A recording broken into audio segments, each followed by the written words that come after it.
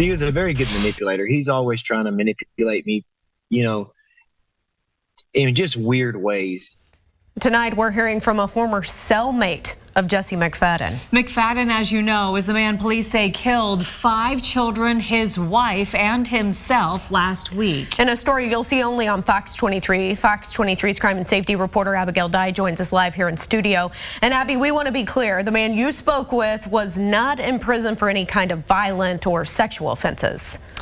That's right, Sarah. We want everyone to know that. It's important to know. I looked him up and he was serving time for burglary. And he says it was always clear to him that McFadden was a threat and was going to offend again. Unfortunately, he was right. Locked up with a dangerous man. We were cellmates for about 16 months, maybe a little bit longer than that. While James Fleming was serving time for burglary, he met Jesse McFadden, who we've told you police say killed 5 children, his wife, and himself. His weird sexual predatorness just came out of him. Everything that we talked about it always led to a sexual comment or innuendo. Fleming says McFadden moved prisons in 2016, but he kept up with the news of the child porn charges filed on McFadden while he was still in prison. If you're in prison for a sexual offense already, and then you get more sexual offenses while you're in prison, there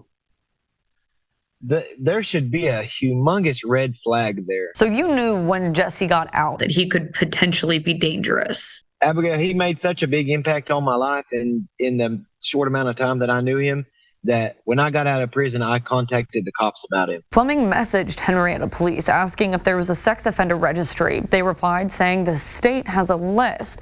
And Fleming replied saying he couldn't find McFadden on it, saying, quote, "I normally would not get involved, but I know he's a predator with multiple offenses." The police never replied to that. I wanted to shed some light on him. I wanted the spotlights to get turned on him. He also sent this message to Holly McFadden, who he once dated. He asked about her name changing, and she replied that she had married Jesse. In my mind, I want to just warn her, but at the same time, I know how he is, and I didn't want to say something and him read the messages and retaliate to her. Then the 7 bodies were found. Here we are, 3 or 4 months later. Holly's dead, the kids are dead, 2 other innocent kids are dead, and nothing's ever going to bring them back.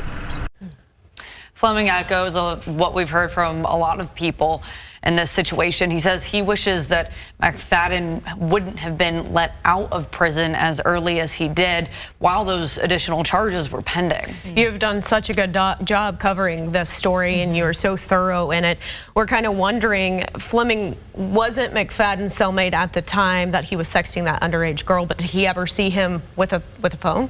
Well, he didn't see him in person with a phone, but he does tell me that he knew of McFadden having a phone. He bragged about having a phone before they were cellmates, and Fleming said that McFadden was even caught with that phone. Now, I'll have more on that story coming up for you on Fox 23 News at 10. All right. Yeah, that's been something a lot of us have asked. If he's had the phone, why wasn't he kept in prison longer for that?